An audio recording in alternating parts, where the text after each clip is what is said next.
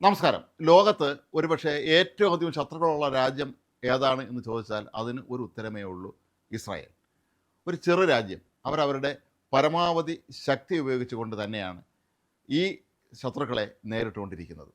ഇറാനെ പോലെയുള്ള ഒരു വമ്പൻ രാജ്യം ഒരു വശത്ത്, അവർ പോറ്റി വളർത്തുന്ന തീവ്രവാദ സംഘടനകൾ മറ്റൊരു വശത്ത്, കൂടാതെ ഇപ്പോൾ ഫലസ്തീൻ വിഷയത്തിൻ്റെ പേരിൽ പല ആഫ്രിക്കൻ രാജ്യങ്ങളും യൂറോപ്യൻ രാജ്യങ്ങളും എല്ലാം തന്നെ ഇസ്രായേലിനെതിരെ തിരിഞ്ഞിരിക്കുന്ന ഒരു അവസ്ഥയാണ് ഇപ്പോഴുള്ളത്. മാത്രവുമല്ല, വംശഹത്യയുടെയും മറ്റും പേരിൽ അന്താരാഷ്ട്ര ക്രിമിനൽ കോടതിയിൽ നെതന്യാഹുവിനെ പ്രതിക്കൂട്ടിൽ നിർത്തിയിരിക്കുകയാണ് ഈ പല യൂറോപ്യൻ രാജ്യങ്ങളും അതുപോലെ ആഫ്രിക്കൻ രാജ്യങ്ങളും എല്ലാം തന്നെ. എന്നാൽ ഈ അന്താരാഷ്ട്ര ക്രിമിനൽ കോടതിയിൽ അമേരിക്കയോ ഇസ്രായേലോ ഒന്നും തന്നെ അംഗങ്ങളല്ലാത്തത് കൊണ്ട് മാത്രമാണ് അവർക്ക് ഒന്നും തന്നെ നെതന്യാഹുവിനെ ചെയ്യാനും കഴിയാതെ പോയത്. പക്ഷേ ഇതിനെല്ലാം തന്നെ കൃത്യമായി തിരിച്ചടി നൽകാൻ ഇസ്രായേലിൻ്റെ ചാരസംഘടനയായ മൊസാദ് എന്തിനും തയ്യാറായി ഇസ്രായേൽ സർക്കാരിനൊപ്പം ആദ്യം മുതലേ തന്നെ ഉണ്ട്. അതിൻ്റെ ഒടുവിലത്തെ ചില ഉദാഹരണങ്ങൾ, ഈയിടെ നടന്ന ചില സംഭവങ്ങൾ ഇപ്പോൾ പാശ്ചാത്യ മാധ്യമങ്ങൾ വലിയ തോതിൽ വാർത്തയാക്കിയിരിക്കുകയാണ്. തങ്ങളോട് ഏറ്റുമുട്ടൽ അല്ലെങ്കിൽ തങ്ങളെ ഉപദ്രവിക്കാനും വരുന്ന രാജ്യങ്ങളോട് എന്തൊക്കെയാണ് ചെയ്യേണ്ടത് എന്ന് മൊസാദിന് വളരെ നന്നായിട്ട് അറിയാം. അതിൻ്റെ ചില ഉദാഹരണങ്ങളാണ് ഇപ്പോൾ ഇവിടെ നമ്മൾ ചൂണ്ടിക്കാട്ടുന്നത്. ഇതിൽ ആദ്യം പണി കിട്ടിയ ആൾ അയർലൻഡ് പ്രധാനമന്ത്രി തന്നെയാണ്. അയർലൻഡിനെ കുറിച്ച് നമുക്കറിയാം, ഫലസ്തീൻ വിഷയത്തിൽ ഇസ്രായേലിനെതിരെ അതിശക്തമായ നിലപാട് എല്ലാ അന്താരാഷ്ട്ര വേദികളിലും സ്വീകരിച്ചിട്ടുള്ള ഒരു രാജ്യമാണ് അയർലൻഡ്. അയർലൻഡിലെ പ്രധാനമന്ത്രിക്കായി ഈയിടെ ഒരു പുതിയ ഔദ്യോഗിക വാഹനം വാങ്ങിയിരുന്നു. ഏതാണ്ട് 500 കോടിയോളം രൂപ ചെലവഴിച്ചാണ് ഈ അത്യാഡംബര വിമാനം വാങ്ങിയത്. ഇതിന് ഒരുപാട് ആധുനിക സംവിധാനങ്ങളുമുണ്ട്. പക്ഷേ ഈ വിമാനം വാങ്ങിക്കൊണ്ടുവരുമ്പോൾ അവരൊരു കാര്യം മനസ്സിലാക്കിയിരുന്നില്ല. ഈ വിമാനത്തിലെ ഏറ്റവും പ്രധാനപ്പെട്ട സാങ്കേതികവിദ്യയായ, അതായത് കനത്ത മൂടൽമഞ്ഞിലും മഴയിലും പുകയിലുമെല്ലാം അതിനെ അതിജീവിച്ചുകൊണ്ട് കടന്നു പോകാൻ ഉപയോഗിക്കുന്ന സാങ്കേതിക സംവിധാനം ഈ വിമാനത്തിൽ ഉണ്ടായിരുന്നു. ഇത് ഇസ്രായേൽ നിർമ്മിതമാണ് എന്നുള്ളതാണ് അതിൻ്റെ യാഥാർത്ഥ്യം.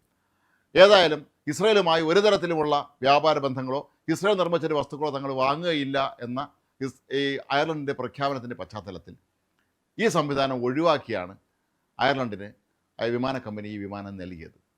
ഏതായാലും ഇപ്പോൾ ഈ വിമാനത്തിൽ സഞ്ചരിക്കുന്ന അയർലൻഡിലെ പ്രധാനമന്ത്രിക്ക് കനത്ത മഴ, മൂടൽ മഞ്ഞ്, പുക ഇവയൊക്കെ വന്നാൽ ആ വിമാനത്തിന് ലാൻഡ് ചെയ്യാൻ ഏറെ ബുദ്ധിമുട്ടാണ്. വെറുതെ ആവശ്യമില്ലാത്ത നയങ്ങളുടെ പേരിൽ അല്ലെങ്കിൽ പിടിവാശിയുടെയൊക്കെ പേരിൽ ഇത്തരമൊരു തീരുമാനമെടുത്ത അയർലൻഡ് സർക്കാരിൻ്റെ നടപടിയിൽ ഇപ്പോൾ അവിടുത്തെ പൈലറ്റുമാർ ശക്തമായ പ്രതിഷേധത്തിലാണ്. പ്രധാനമന്ത്രിയെ വഹിച്ചുകൊണ്ട് പറക്കുന്ന ഈ വിമാനത്തിന് അടിയന്തരമായി ഇത്തരത്തിലുള്ളൊരു സാഹചര്യം നേരിടേണ്ടി വന്നാൽ പിന്നെ യാതൊരു പോംവഴിയും ഇല്ല എന്നാണ് ഇപ്പോൾ പൈലറ്റുമാർ ചൂണ്ടിക്കാട്ടുന്നത്.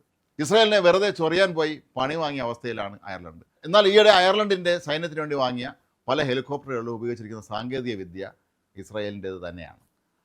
ഇക്കാര്യത്തിൽ എന്തുകൊണ്ടാണ് വിട്ടുവീഴ്ച ചെയ്തത് എന്നുള്ള കാര്യവും ഇനിയും വ്യക്തമല്ല. അപ്പോൾ ഇങ്ങനെ നോക്കുമ്പോൾ ഇതിൻ്റെ എല്ലാം പിന്നിൽ മൊസാദിൻ്റെ അദൃശ്യമായ കരങ്ങളുണ്ട് എന്ന് വ്യക്തമാകും.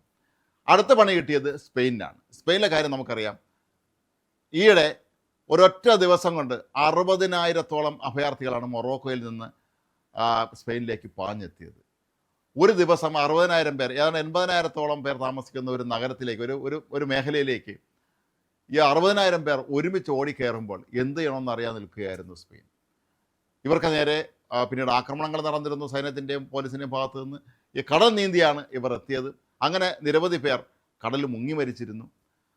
സ്പെയിൻ വല്ലാത്ത ഒരു ദുർഘടഘട്ടത്തിലായിപ്പോയി. കാരണം സ്പെയിനിലെ പാർലമെൻറ്റ് നിയമം പാസ്സാക്കിയിട്ടുണ്ടായിരുന്നു, ഇത്തരത്തിലെത്തുന്ന ആളുകളെ നിങ്ങൾ സ്വീകരിക്കുക തന്നെ വേണം. അത് അവിടുത്തെ സുപ്രീം കോടതിയും എല്ലാം ശരിവെച്ചൊരു കാര്യമാണ്.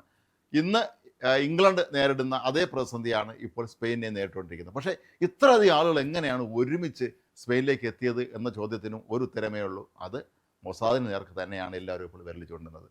തങ്ങൾക്കെതിരെ അന്താരാഷ്ട്ര തലത്തിൽ നിരന്തരമായി പ്രവർത്തിക്കുന്ന സ്പെയിനിന് ഒരു പണിയൊടുക്കാൻ വേണ്ടി മൊസാദ് തന്നെയാണ് ഇത്രയും ആളുകളെ സംഘടിപ്പിച്ച് ഇവിടേക്ക് എത്തിച്ചത്. അതായത് മൊറോക്കോ പോലുള്ള രാജ്യത്ത് നിന്ന്, അവിടെ സാമാന്യ സാമ്പത്തിക സ്ഥിതിയൊക്കെയുള്ള രാജ്യം തന്നെയാണ് മൊറോക്കോ, ഒരു ഫാക്ടറികളൊക്കെ ഉള്ള രാജ്യമാണ്. അവിടെ നിന്ന് എങ്ങനെയാണ് ഇത്രയും പേര് ഇവിടെ എത്തിച്ചത് എന്നുള്ള കാര്യം ഇപ്പോഴും അജ്ഞാതമാണ്. ഏതായാലും അവിടെ നിന്ന് ഇത്രയും പേര് ഒരുമിച്ച് കടൽ നീന്തി വരാനുള്ള സാധ്യതയും കാണുന്നില്ല. ഒരുപക്ഷെ മൊസാദ് തന്നെ ഏർപ്പാടാക്കിയ ഏതെങ്കിലും ഒരു സംവിധാനത്തിലൂടെ തന്നെ ആയിരിക്കാം ഇത്രയും പേർ ഇപ്പോൾ സ്പെയിനിലേക്ക് എത്തി സ്പെയിൻകാരുടെ മനസമാധാനം ഇല്ലാതാക്കുന്നത് എന്നുള്ളതാണ് ഏറ്റവും പ്രധാനപ്പെട്ട കാര്യം. ഏതായാലും ഇവിടെയും മൊസാദിനെ തന്നെയാണ് എല്ലാവരും സംശയിക്കുന്നത്. സംശയിക്കേണ്ടതില്ല, മിക്കവാറും അത് യാഥാർത്ഥ്യമാകാൻ തന്നെയാണ് സാധ്യത. കഴിഞ്ഞ ദിവസമാണ് ദക്ഷിണാഫ്രിക്കയിൽ മതിയായ യാത്രാരേഖകളൊന്നുമില്ലാതെ 150-ലധികം വരുന്ന ഒരു സംഘം ഒരു വിമാനത്തിൽ ദക്ഷിണാഫ്രിക്കയിൽ എത്തിയത്. ഇവരുടെ നടപടിക്രമങ്ങൾ പൂർത്തിയാക്കുന്ന നേരത്താണ് അവർ ഞെട്ടിക്കുന്ന ഒരു കാര്യം മനസ്സിലാക്കുന്നത്: ഇവർ യാതൊരു രേഖകളും കൈവശമില്ലാതെയാണ് ഇവിടേക്ക് എത്തിയിരിക്കുന്നത് എന്ന്. ഇവരെ തൽക്കാലത്തേക്ക് അങ്ങോട്ടും പറഞ്ഞയക്കാനും പറ്റാത്തൊരവസ്ഥയാണ്. ഇവർ എവിടെ നിന്നാണ് വന്നത്, ഇവർ എങ്ങോട്ടാണ് പോകുന്നത് തുടങ്ങിയ കാര്യങ്ങളെക്കുറിച്ചെല്ലാം തന്നെ മൊത്തത്തിൽ ദക്ഷിണാഫ്രിക്കൻ അധികൃതർക്ക് ആശങ്കയാണ് നിലനിന്നിരുന്നത്.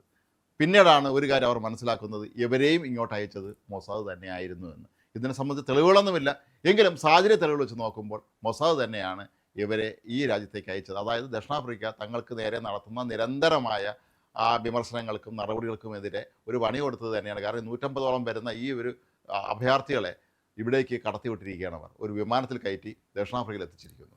ഇനി ഇവരുടെ കാര്യം നോക്കേണ്ടത് ദക്ഷിണാഫ്രിക്കയുടെ ചുമതലയാണ്. ഈ വന്നവരുടെ പശ്ചാത്തലം എന്താണെന്നോ, ഇവർ ക്രിമിനൽ പശ്ചാത്തലമുള്ളവരാണോ നല്ലവരാണോ എന്നുള്ളതിനെക്കുറിച്ചൊന്നും തന്നെ ആർക്കും ഒരു ധാരണയുമില്ല. പക്ഷേ മാനുഷിക പരിഗണനയുടെ പേരിൽ ഇവരെ ഇവിടെ നിന്ന് പറഞ്ഞയക്കാനും പറ്റാത്ത ഒരവസ്ഥയിലേക്ക് വല്ലാത്ത വെട്ടിലായിരിക്കുകയാണ് ഇപ്പോൾ ദക്ഷിണാഫ്രിക്കയിൽ. ഈ വിമാനത്തിൽ ഒരു 9 മാസം ഗർഭിണിയായ ഒരു സ്ത്രീ ഉണ്ടായിരുന്നു. കഴിഞ്ഞ നവംബറിലാണ് ഈ സംഭവം നടന്നത്. ഏതായാലും ഇവരെല്ലാവരും തന്നെ ഫലസ്തീൻകാരാണ്, ഗാസയിൽ നിന്നുള്ളവരാണെന്നാണ് പറയപ്പെടുന്നത്. ഒരുപക്ഷെ ഗാസയിൽ നിന്നുള്ള ആളുകളെ എയർ ഫ്രാൻസിൻ്റെ വിമാനത്തിലാണ് കടത്തിവിട്ടിരിക്കുന്നത്. അങ്ങനെ ഈ തങ്ങൾക്ക് നേരെ ആക്രമണം നടത്തുന്ന അല്ലെങ്കിൽ തങ്ങളെ നശിപ്പിക്കാൻ ശ്രമിക്കുന്ന ഓരോരോ രാജ്യങ്ങൾക്കും ഓരോരോ സംഘടനകൾക്കും പ്രസ്ഥാനങ്ങൾക്കും എല്ലാം തന്നെ മൊസാദ് കൃത്യമായി നൽകുന്ന ഒരു പണി തന്നെയാണ് ഇത് എന്ന് തന്നെ വേണം കരുതാൻ. സ്പെയിനിൻ്റെ കാര്യത്തിലാണെങ്കിൽ അവർ ഇപ്പോൾ സ്പെയിനിലെ സർക്കാർ നെട്ടോട്ട് ഓടുകയാണ്. ഇവരെ എന്ത് ചെയ്യും, ഈ വന്നു കയറി ഇവരെ എന്ത് ചെയ്യും എന്നുള്ള പ്രശ്നമുണ്ട്. അതുപോലെ ദക്ഷിണാഫ്രിക്കയിലും കഴിഞ്ഞ നവംബറിലെത്തിയ ഈ അഭയാർത്ഥികൾ ഇപ്പോഴും അവിടെ തന്നെ തുടരുകയാണ്. ഇവരുടെ കാര്യങ്ങൾ നോക്കേണ്ടത്, ഇവരുടെ ചിലവും ഉൾപ്പെടെയുള്ള എല്ലാ കാര്യങ്ങളും നോക്കേണ്ടത് ദക്ഷിണാഫ്രിക്കയുടെ ചുമതലയാണ്. അതുപോലെ തന്നെയാണ് നമ്മൾ ആദ്യം പറഞ്ഞ അയർലൻഡിലെ പ്രധാനമന്ത്രിയുടെ പടുകൂറ്റൻ വിമാനത്തിൻ്റെ അവസ്ഥയും.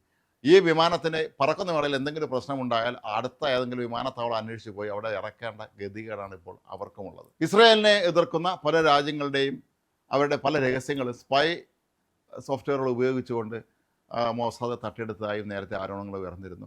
ഏതായാലും മൊസാദ് ഇസ്രായേലിനെ സംബന്ധിച്ചിടത്തോളം അവരുടെ ഏറ്റവും വലിയ അനുഗ്രഹീതമായൊരു സ്ഥാപനമാണ്. കാരണം മൊസാദ് ഇല്ലായിരുന്നെങ്കിൽ ഇസ്രായേൽ എന്ത് സംഭവിക്കുമായിരുന്നു എന്ന് പോലും നമ്മൾ ചിന്തിക്കേണ്ടി വരും.